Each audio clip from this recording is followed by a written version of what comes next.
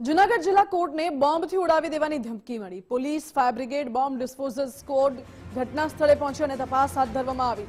જિલ્લા કોર્ટને ખાલી કરી તપાસનો ધમધમાટ શરૂ કરવામાં આવ્યો છે। કોર્ટ પરિસરમાં થોડીવાર માટે અફરાતફરીનો માહોલ સર્જાયો હતો। જો કે પ્રાથમિક તપાસમાં હજુ સુધી તો કોઈ ગંભીર વસ્તુ હાથ નથી લાગી, પરંતુ કોર્ટ પરિસરમાં એક ખૂણાએ ઝીણવટભરી તપાસ કરવામાં આવી રહી છે। વધુ જાણકારી સાથે સંવાદદાતા અતુલ જોડાઈ ગયા છે। અતુલ, જૂનાગઢમાં પણ બોમ્બની ધમકી મળી છે, શું વિગતો છે અત્યારે?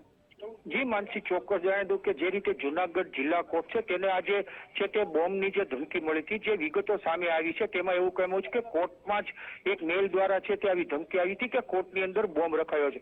તેને લઈ અને જે વકીલો મારફત, જે જજ સાહેબ મારફત પોલીસને તાત્કાલિક જાણ કરતા જૂનાગઢની જે બીડીએસ છે, બોમ્બ ડિસ્પોઝલ સ્ક્વોડ છે, ડોગ સ્ક્વોડ છે, તમામ જે પોલીસ સ્ટાફ છે, ડીવાયએસપી સહિતનો સ્ટાફ અત્યારે કોર્ટ પરિસરની અંદર તપાસ કરી રહ્યો છે। ડોગ સ્ક્વોડ મારફતે જે કોર્ટના ખૂણે છે તે ચેક કરી રહ્યા છે। હાલ જે છે તે કોર્ટ પરિસર ખાલી કરવામાં આવ્યું છે અને કોર્ટની કાર્યવાહી હાલ બંધ કરી દેવામાં આવી છે। પણ જે રીતે માહોલ જોવામાં આવે છે, જે રીતે બોમ્બની જે ધમકી છે તે આપવામાં આવી છે, તેને લઈને અફરાતફરીનો માહોલ હતો। અને જ્યારે કોર્ટ શરૂ થવાને થોડી જ ક્ષણોની વાર હતી ત્યારે જ આ મેલ મળતા જે વકીલો છે તેના વાહનોને કોર્ટ પરિસર છે તે હાલ તમામ પ્રકારનું ખાલી કરાવી દેવામાં આવ્યું છે। અને તમામ જે જૂનાગઢની પોલીસ છે, તમામ ડિવિઝન, ડીવાયએસપી સહિતનો સ્ટાફ અત્યારે હાલ કોર્ટની જે અંદર છે અને ખૂણે ખૂણાની તપાસ હાલ કરવામાં આવી રહ્યો છે, પણ હજી સુધી કોઈ માહિતી બહાર આવી નથી। જી માનસી। જી અતુલ, આભાર આપનો। હજુ તો ઝીણવટભરી તપાસ કરવામાં આવેલી છે, જો કે માહિતી સામે નથી આવી।